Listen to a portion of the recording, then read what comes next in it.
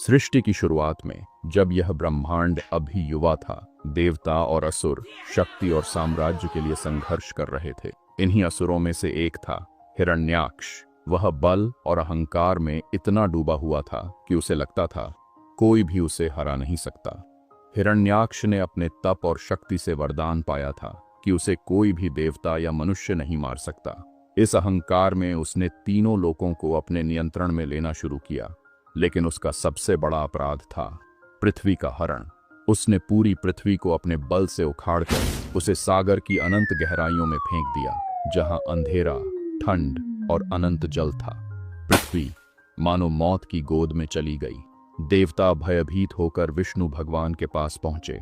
प्रभु, पृथ्वी जल में डूब चुकी है, जीवन नष्ट हो जाएगा, केवल आप ही उसे बचा सकते हैं। भगवान विष्णु ने शांत मुस्कान के साथ उत्तर दिया, मैं उसे अवश्य वापस लाऊंगा और अधर्म का अंत होगा।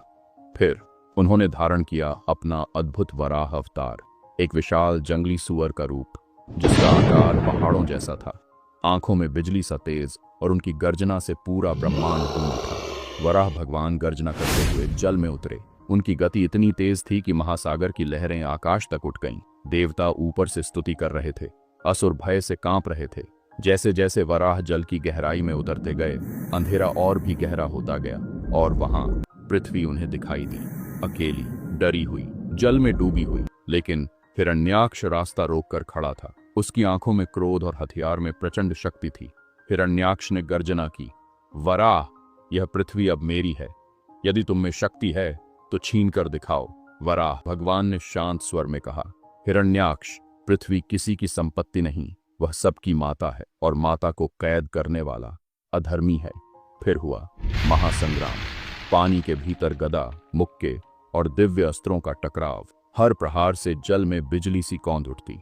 कभी हिरण्याक्ष वराह को गदा से मारता, कभी वराह अपने दांतों से उसे पीछे धकेल देते। यह युद्ध दिन रात चलता रहा। देवता आकाश से देख रहे थे, असुर भयभीत थे।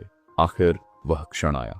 वराह भगवान ने पृथ्वी को उठाया और आकाश की ओर ले जाने लगे। हिरण्याक्ष ने अंतिम बार रास्ता रोकने की कोशिश की, लेकिन इस बार वराह भगवान ने अपनी गदा से ऐसा प्रहार किया कि महासागर कांप उठा, पहाड़ हिल गए। हिरण्याक्ष वहीं पर गिर पड़ा और अधर्म का अंत हो गया। वराह भगवान ने धीरे धीरे पृथ्वी को जल से बाहर निकाला और उसे उसके स्थान पर स्थापित कर दिया।